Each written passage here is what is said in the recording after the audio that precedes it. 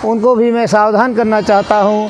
आजकल नदी बहुत अच्छा लगता है लोगों को नदी में नहाना, लेकिन क्या होता है नदियों में नहाने से बचना है तथा नदियों को पार करने और युवा लोग ज़्यादातर आजकल युवा नदी के पानी में नहाने की मस्ती लेते हैं, फिर कोई भी गंभीर परिणाम आ जाते हैं, दुष्परिणाम हो जाते हैं, लोग बह जाते हैं।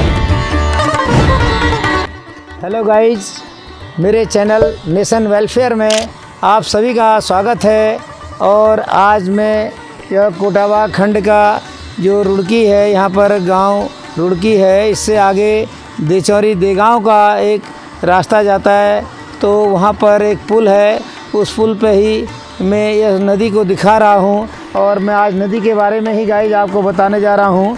आजकल नदियों को हमें पार जो है नहीं करना चाहिए पैदल रास्तों से, क्योंकि नदी का जल स्तर कब बढ़ जाए क्या हो जाए कुछ पता नहीं।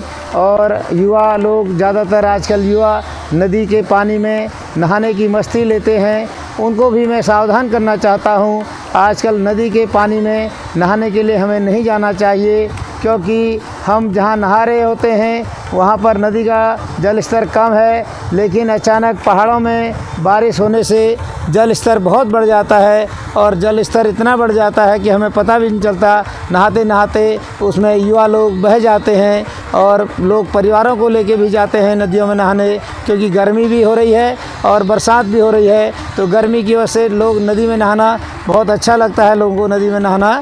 लेकिन क्या होता है कि जैसे हम नीचे साइड में कहीं नहा रहे हैं और अचानक ऊपर पहाड़ों में बारिश हो गई तो जल स्तर एकदम बढ़ जाता है, जिसका हमें पता नहीं चलता, और उसमें फिर कोई भी गंभीर परिणाम आ जाते हैं, दुष्परिणाम हो जाते हैं, लोग बह जाते हैं, यहाँ तक कि लोगों की जान भी चली जाती है। और इस तरह से हमें आजकल जो है बरसात में नदियों में नहाने से बचना है तथा नदियों को पार करने की भी कोशिश नहीं करनी चाहिए। पहले उसके जल के स्तर को भांप लें, देख लें कि बहुत कम है और बहाव तेज़ नहीं है, तभी उसको पार करने की सोचनी है। नहीं तो जहाँ भी हो सके नदियों में पुल बने हैं जहाँ तहाँ, उन पुलों से ही हम नदी को क्रॉस करें। तो इस तरह से गाइस हमें आजकल बरसात के दिनों में इस बात का बहुत ध्यान रखना पड़ेगा कि हम जो है इन नदियों में नहाने से अपने को बचाएं। और यदि कुछ युवाओं को अपनी कुछ राफ्टिंग वगैरह इस तरह से नदी में अगर करना ही है, कुछ दिखाना ही है अपना कर्तव्य, तो अपने सेफ्टी पॉइंट को ध्यान में रखें। अपने जो भी सेफ्टी पॉइंट हैं उनके साथ ही नदी में राफ्टिंग का काम करें, नहीं तो बचें इससे।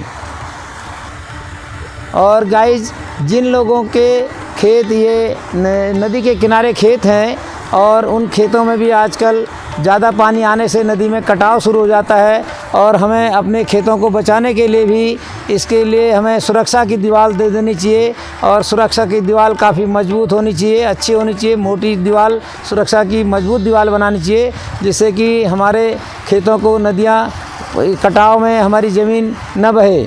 इसी के साथ ही गाइज मेरे चैनल नेशन वेलफेयर को लाइक करके सब्सक्राइब करें तथा शेयर करें। धन्यवाद।